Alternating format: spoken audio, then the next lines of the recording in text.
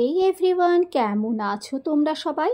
পিয়ালি রন্ধনশালায় তোমাদের সকলকে স্বাগত জানাই।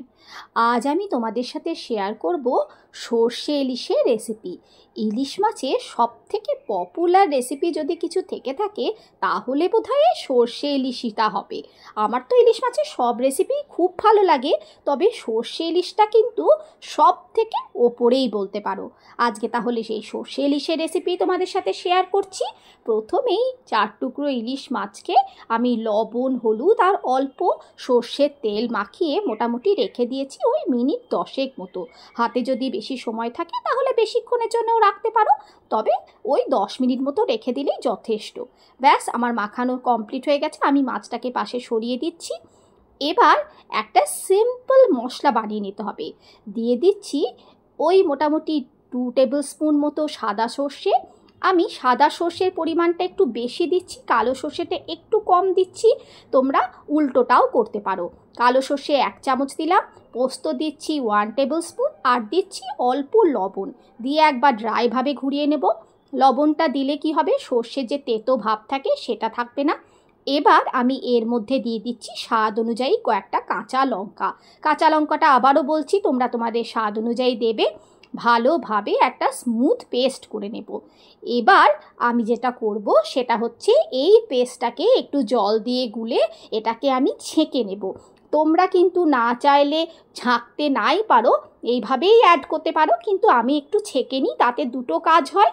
একটা হচ্ছে গ্রেভি যেটা হয় সেটা খুব স্মুথ হয়, আর দ্বিতীয়ত হচ্ছে সর্ষেতে অনেকের কিন্তু গ্যাস অম্বলের সমস্যা থাকে, সেটা একদমই ছেঁকে নিলে আর হয় না। মশলাটা বানানো একদম কমপ্লিট হয়ে গেছে।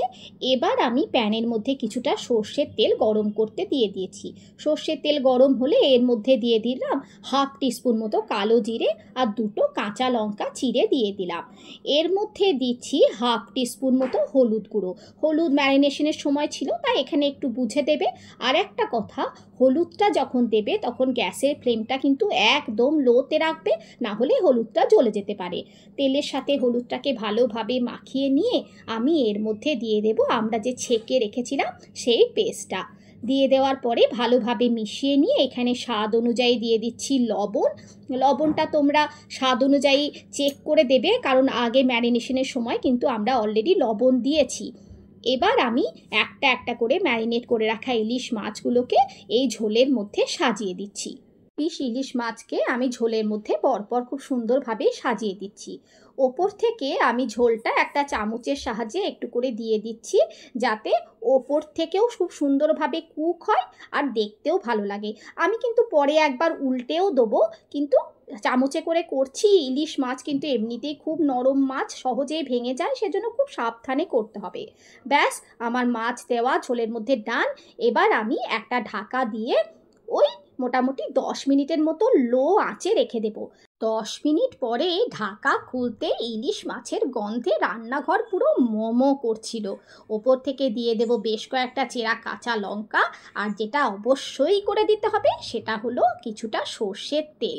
আর কিছুই না, 5 মিনিট মতো স্ট্যান্ডিং টাইমে রেখে দাও ঢাকা দিয়ে, আর গরম গরম ভাতের সাথে এই সর্ষে ইলিশ পরিবেশন করো। সকলের দুপুর একদম জমে ক্ষীর হয়ে যাবে। বাড়ির সকলেই খুব পছন্দ করবে, আমার গ্যারেন্টি, এটা আলাদা করে বলতে হবে না। ইলিশ মাছের এই রেসিপিটা আমি জানি তোমরা কখনো না কখনো অবশ্যই বাড়িতে ট্রাই করেছো। আমার রেসিপিটা দেখে আরও একবার ট্রাই করো। কেমন লাগলো অবশ্যই কমেন্ট করে জানিও। ভালো লাগলে একটা লাইক করে দিও। আর এরকম রেসিপি আরও দেখার জন্য আমার চ্যানেলটাকে সাবস্ক্রাইব করে রেখো। ফেসবুক থেকে দেখলে পেজটাকে ফলো করে দিও। ভালো থেকো সবাই। দেখা হচ্ছে নতুন একটা রেসিপির সাথে, নতুন একটা ভিডিওতে। Bye bye.